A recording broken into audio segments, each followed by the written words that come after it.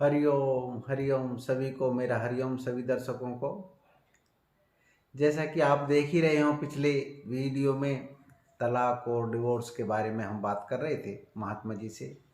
ये महात्मा जी बनारस यूनिवर्सिटी में मानव शास्त्र के प्रोफेसर हैं और मनोविकार के ऊपर भी इन्होंने कई पीएचडी की हैं, कई सब्जेक्टों से पीएचडी की है और देशांतर में भी ये घूमे हैं, बाहर देशों में भी रिसर्च के तौर पे गए हैं गवर्नमेंट की तरफ से भी।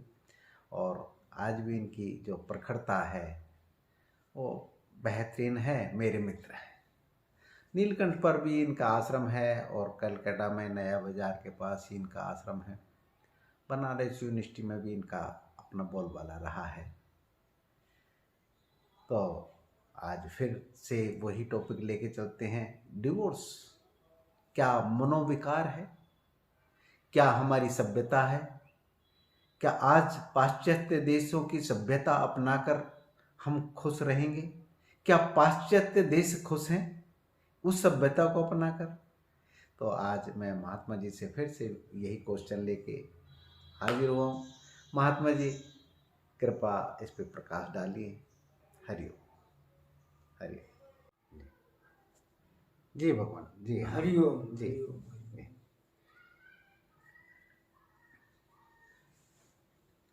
प्रश्नकर्ता ने बहुत ही उत्तम अच्छा प्रश्न किया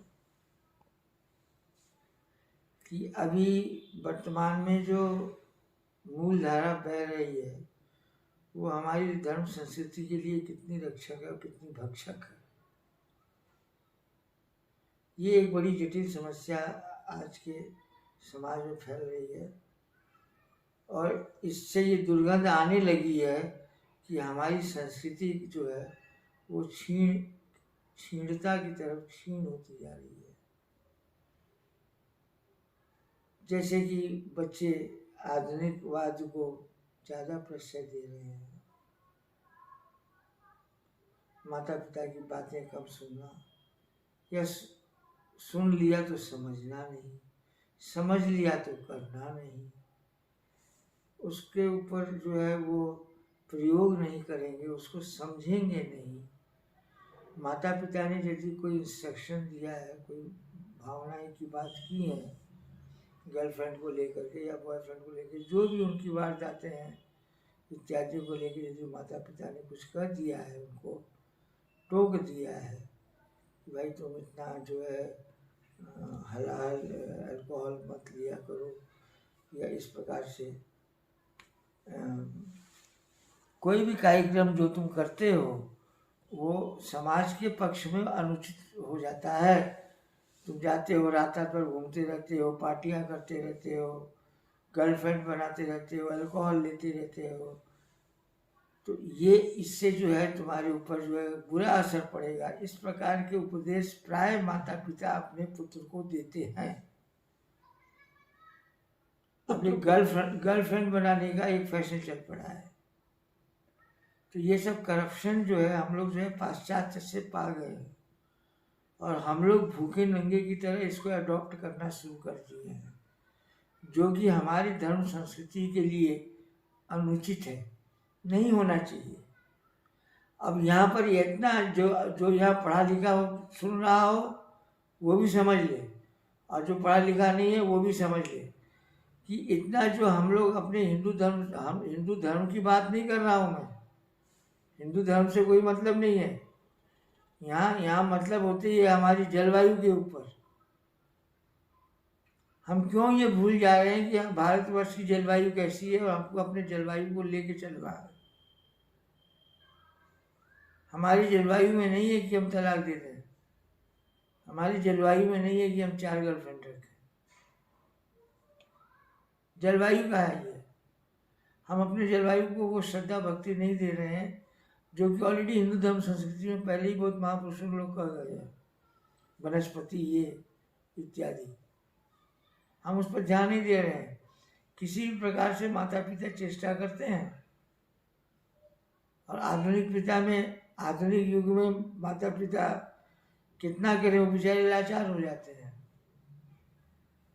चुप हो जाते हैं, बच्चे बहक जाते हैं और अन्य शादियाँ और गर्लफ्रेंड तैयार करना और उसको तलाक दे देना।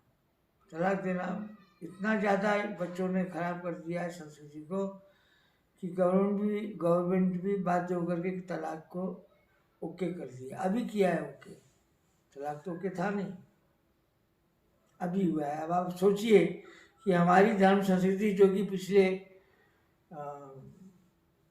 उसके हिस्टोरिकल हिसाब से 5-5,500 साल को इन्होंने अभी तोड़ दिया कि ठीक है भैया, एक नया चला है रिलेशनशिप। तो इससे हमारी हिंदू धर्म संस्कृति के पतन की तरफ हम जा रहे हैं। और इन सब पतनों का मूल कारण जो है, जो मुझे समझ में आया है, हो सकता है मैं गलत हूँ, लेकिन मैं भी पिछले 30-40 साल से संतों का प्रवचन सुनता आ रहा हूँ। शायद ही कोई ऐसा संत बचा हो महापुरुषों में जिनका मैं सुना नहीं हूँ या जिनसे मिला नहीं हूँ, मिलते भी आ रहा हूँ। सबसे बड़ी गड़बड़ी क्या है कि ये जितने भी प्रवचन बोलने वाले हैं, अधिकांश ये जो है वही पुरानी 100 साल पुरानी भाषाओं में अपने भावों को व्यक्त करते हैं। आधुनिक छात्र जो बैठा हुआ रहता है, आधुनिक लड़कियां जो बैठी हुई होती हैं, उनके समझ में कुछ नहीं आता है। मैं सभी संतों से हाथ जोड़ के निवेदन करूंगा कि अगला प्रवचन वो जब भी करें तो आधुनिक भाषा में करें, आधुनिक उदाहरण दे करके करें और आधुनिक सभ्यता के को देखते हुए करें। तो मुझे विश्वास है कि जितने भी अधर्मी होते जा रहे हैं वो धर्म के प्रति उनका रुझान बढ़ जाएगा। वो थोड़ा अपने को फ्री समझेंगे, थोड़ा रिलैक्स हो जाएंगे। ये भाषांतर की बात हो जाती है।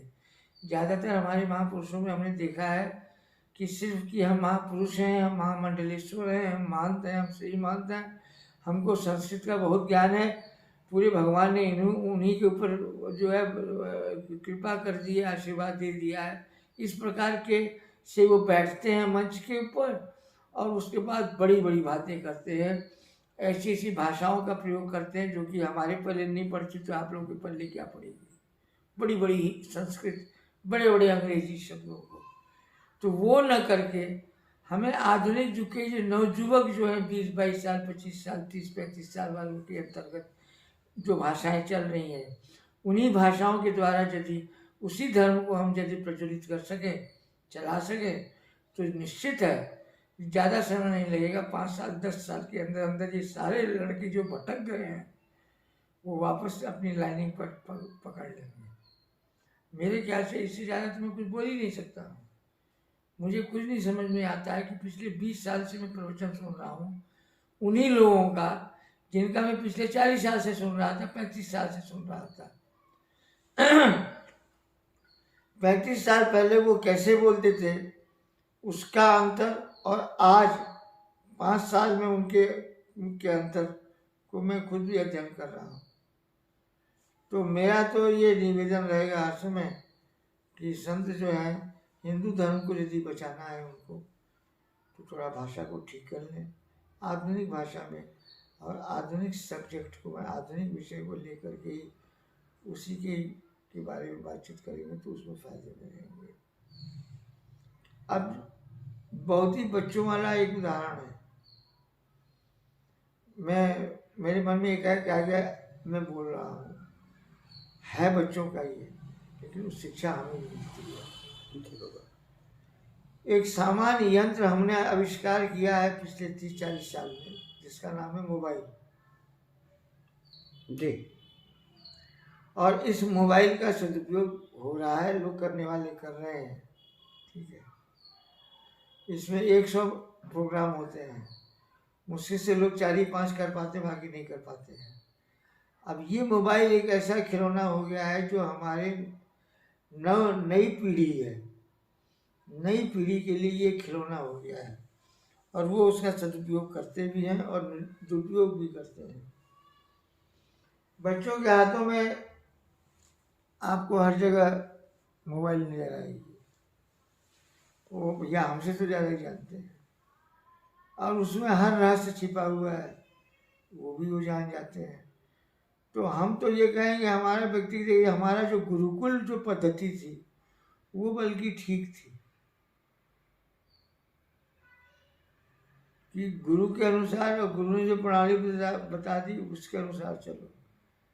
अब ये ओपन स्टेज जो हो गया है, जिसमें लैपटॉप वगैरह और कंप्यूटर वगैरह इत्यादि सभी आ गए, या तो बच्चों को जब आप पढ़ा रहे हैं तो सब चीज़ों को लॉक करके उनके विषयों की चीज़ों को निकालिए। अब आजकल जो वो चला था कि ऑनलाइन में लड़के लोग सब खराब हो गए। ऑनलाइन में बहुत जगहों पर फ्री भी मोबाइल बांटा गया था 10,000 रुपये का। तो ऑनलाइन रहा, उसके बाद उनका हो गया, क्या करें नहीं करें इत्यादि। इन सब चीज़ों के ऊपर जो प्रतिबंधित करते हुए या गुरुकुल पद्धति से सिखाते हुए कि ये हम हिंदू हैं तो हमारा इतना कर्तव्य है, इतना हमारा कर्म है। माता पिता और समय बिगड़ गया है। पहले हमारा बहुत बड़ी बिल्डिंग थी, खेत खलिहान था, अब हमारे पास खाली फ्लैट है, लेकिन माता पिता तो हैं साथ में, परिवार तो है, पूजा पाठ तो है, देवी देवता तो हैं, उसका हमको भी सम्मान करना चाहिए। इन भावनाओं के साथ यदि आज की पीढ़ी बढ़े तो निश्चित सुखी रहेगी। क्या कह सकता हूँ जी। और रही बात परिवर्तन करने की, तो कैसे परिवर्तन, मैं तो बार बार यही अनुरोध कर रहा हूँ ये कथावाचकों को। अच्छा ठीक है, एक एक एक एक विषय पर मैं जो जो भी मेरे सुन रहे हो, कथावाचक हों, बड़े बड़े मंडलेश्वर हों, जो भी हो, मेरा एक चीज पर एक शिकायत है आप सभी कथावाचकों को, मुंह खुले, ओपन चैलेंज, कि रामायण पढ़ने के लिए बैठते हैं, 5 दिन 7 दिन रामायण पढ़ के निकल जाते हैं, उत्तरकांड कोई नहीं पढ़ता। उनसे पूछा जाता तो कहते हैं कि वो निषेध है। भागवत होती है, भागवत सब पढ़ते हैं, 7 दिन तक पूरा भागवत चलता है, भागवत में पूरा माने सब भागवत में हो जाता है। लेकिन उत्तराखंड, उसका जो उत्तराखंड है आदि पर्व, उसको कहते आदि पर्व जी, आदि पर्व चैप्टर को कोई नहीं पढ़ता। उसमें है कैसा वो, शायद उस पर भी प्रकाश डाल दीजिए। उसमें उसमें उसमें उसमें यथार्थ है, और यदि वक्ता यथार्थ बोलना शुरू करेगा तो भीड़ नहीं होगी, भीड़ नहीं होगी तो इनकम नहीं होगा जी। एक लाइन में यदि विस्तार में मैं इसका करूं तो मैं इसी प्रकार से ही करूंगा। टोटल सार आ जाता है उसमें पूरी कथा का, वहां पे लास्ट में सार नहीं, और क्या करने से क्या संभव है। ठीक जी भगवान। वो जैसे रामायण का क्या कुछ है ना, कि अपना एक समय ऐसा आएगा कि कौवा जो है मोती चुगेगा, वो जो है वो लेगा, हंस चुकेगा मोती ताना, कौवा मोती खाएगा। हाँ ऐसा है ना, इस प्रकार के बहुत ये तो ये सब चीजें भरी हुई हैं। अच्छा, इतना पुराण पंडित जी आप लोगों ने इतने पुराने पढ़े होंगे, पाठ करवाएंगे दुनियादारी की, गरुड़ पुराण को क्यों नहीं कंटिन्यू रखते भाई, ऐसी क्या बात है। मैंने किसी विद्वान से पूछा कि इतने पुराणों की, देवी भागवत पुराण की बात होती है, मार्कंडेय पुराण की बात होती है, शिव पुराण की बात होती है, विशेष करके 2-3 पुराणों की, बाकी तो छोड़िए नहीं होती है। हम क्या आप लोग ये इसको गरुड़ पुराण को क्यों नहीं मार्केट में लाते हैं। ये तो वो कह देते हैं कि वो कह देते हैं कि वर्जित है, ये तो सिर्फ मरने के बाद ही होता है। वो मरने के बाद क्या आत्मा सुनती है, या जो ऑलरेडी उन कामों में गुजर रहा है उसी के द्वारा उसका रोजी रोटी चल रहा है, आप उसके ऊपर बंधन डाल रहे हैं। एक्चुअली में हो क्या रहा है गरुड़ पुराण में, गरुड़ पुराण को यदि पूरा पढ़ा जाए तो आप निकम्मे आप मुर्दे हैं। तो मूर्तों के लिए तो आपने गरुड़ पुराण खोल दिया है, वहाँ तो जो मर जाएगा तो आपके गरुड़ पुराण होगा, ये तो नहीं होगा। तो जब वो तो मर गया, तो गरुड़ पुराण एक्चुअली आप सुना किसको रहे हैं, जो सामने बैठा है उसको सुना रहे हैं। जो सामने बैठा हुआ है वो विद्वान है, वो व्यापारी है, उसका तेल का धंधा है और फॉर्चून की दुकान है, कारखाना है, डब्बे बनाता है, जो भी करता है धंधे में है वो। अब धंधे वालों को यदि आप बोलेंगे कि ये काम करो तो वैसा होगा, वो काम करोगे तो वैसा होगा, वो करोगे तो पुण्य, वो करोगे तो पाप है, तो धंधे वाला ये सब सुनने वाले से रहा, वो सुनेगा नहीं। इसीलिए ये जितने भी वक्ता लोग हैं ये लोग गरुड़ पुराण नहीं सुनाते हैं, जानते कि भगत लोग कट जाएंगे। जिन भक्तों से लाखों का ठेका होता है, ये वक्ताओं का जो है लाखों का ठेका होता है, 10 लाख 50 लाख रुपया महाराज जी, एक कार्य का तो करोड़ों का हिसाब हो गया है। 50 लाख रुपया, करोड़ रुपया लग जाता है पंडिल बनाने में, रोटी की व्यवस्था में, और वो भी ले जाते हैं 10-5 करोड़। तो क्या ये परंपरा, ये तलाक की और ये जो है आप जो चल रही थी, वो इसमें इसका कहीं ना कहीं इनको पंडितों को या साधु समाज को दोषी माना जाए? हाँ, हम 100% कहेंगे कि आप तो यही तो इतना थे, आपने बात किया इसलिए मुझे बोलना पड़ा जी। ये सारी जितने भी कुकर्म माने ये गलतियां जो हो रही हैं जी। इन गलतियों के मूल दाता जो है ये साधु, जो गेरुआ वस्त्र पहन करके कट्टी माला और आश्रम बना करके, बड़ी बड़ी धर्मशालाएं बना के, आश्रम बना के बैठे हुए हैं, अपने को मंडलेश्वर, महामंडलेश्वर और पीठाधीश्वर इत्यादि, और हमारे जो है 14 अखाड़े हैं, और हम जो है अखिल भारतीय अखाड़ा परिषद के हम ये हैं वो हैं इत्यादि जो कहने वाले हैं, ये जितने भी बड़े बड़े हैं वो तो आदरणीय संपूर्णानंद जी चले गए, और भी जितने भी और भी लोग हैं, अभी उड़ीसा वाले एक हैं, उनका भी प्रयास अच्छा है लेकिन वो कोई सहयोग नहीं दे रहा है। ये लोग सब लोग यदि खड़े होकर के इस बात को करें तो ये तो एक हफ्ते का खेल है। जी भगवान, तो ये तलाक की जो संख्या बढ़ती तलाक खत्म हो जाएगा, खत्म एक्चुअल में हमारा सिस्टम में है ही नहीं। हमारे सिस्टम में है ही ये नहीं। जो बच्चों के आपस में वाद विवाद होता है, तो ये विवाद कहीं ना कहीं हमारे पाश्चात्य संस्कृति की देन मानी जानी चाहिए, या अपना जो विवाद है इसमें किस तरीके से समाधान निकालने चाहिए? थोड़ा सा लचीलापन होना चाहिए परिवार में, तो लचीलापन तो होना चाहिए, लेकिन ये सभ्यता की जो बात करें तो अंग्रेजों की देन है। जी। ये तो अंग्रेजों की देन है, ये हमारी संस्कृति में नहीं थी, वो चीजें जो नहीं थी वो करेगी। तो इस लचीलेपन को हम किस तरीके से अपने परिवार में रख सकते हैं? थोड़ा सा इस पे प्रकाश डाल के इसको समाप्त करते हैं, इस टॉपिक को बताइए। आज के वर्तमान में जो हो रहा है जी, इसको लचीलेपन में कैसे रखा जा सकता है? जो बच्चों के आज के अपने विवाद बढ़ जाते हैं और तुरंत एकदम से संज्ञान ले लेते हैं, निर्णय ले लेते हैं उनके माता पिता भी, और मजबूर भी होते हैं। पर कुल मिला के ये लचीलापन हम अपने परिवार में किस तरीके से रखे जा सकते हैं, किस तरीके से उसको यूटिलाइज कर सकते हैं, थोड़ा इस पर भी प्रकाश डालिए महात्मा जी। और वीडियो का ये टॉपिक को समाप्त कर, टॉपिक तो बहुत लंबा है, इस पे तो सालों साल माता पिता का बलिदान आपने कहा है, तो वो किस तरीके से दिया जा सकता है? किस तो उनकी बातों को सुनना, उनको बातों को सुने, हाँ सुने, उनके वो जो करना चाहते हैं करें जी, लेकिन रंग हमारा रहेगा, रंग हमारा ही रहेगा, निर्णय लास्ट का हमारा ही रहेगा। निर्णय क्या लेना है? वो निर्णय तो वो ले चुका है, वो तो करेगा ही, निर्णय नहीं लेना है। अच्छा, वो बच्चा अगर वो कहता है डिवोर्स, तो वो निर्णय तो वो ले चुका है, तो वो करना ही है। वो करना नहीं, वो स्वयं ही नहीं करेगा, जहाँ आपने अपना घुसाया नहीं कि वो स्वयं फिर दूसरा दाएं बाएं अच्छा, तो उसको अपनी संस्कृति से अवगत कराएं, लचीलापन रखें, तुरंत एकदम से जो वाद विवाद बढ़ने के एक जो संवाद है वो नहीं कर सकते, क्योंकि हम लोग इतना केमिकल खा चुके हैं जी कि हम लोग का बॉडी वैसे ही टेम्पर में रहता है जी। और आजकल के बच्चे इतनी चीज़ें देख लेते हैं कि वो एडवांस में चले जाते हैं। हम लोग को किताब में पढ़ के करना पड़ता था, आज ये बैठे बैठे ऐसे सीख जाते हैं जी भगवान। तो इसलिए वो बात है, लेकिन लचीलापन का जो तात्पर्य है, बार बार जो उस पर उसी पे झुकाव दे रहे हो, लचीलापन का तात्पर्य इतना ही कि लड़का क्या है, कोई बिजनेस आप कर रहे हैं, वो बिजनेस को न करके कोई दूसरा बिजनेस करने के मूड में है, एक उदाहरण बताइए। या प्रॉपर्टी ये समय के अनुसार छोड़ देना चाहिए थोड़े समय के लिए, मस्तिष्क को, क्योंकि मस्तिष्क में ही जो निर्णय बदल रहे हैं। और घर के अंदर कोई ऐसा पारिवारिक वो कोई उसने निर्णय ले लिया हो, जी ज्यादातर उलझा जाता है इसी में।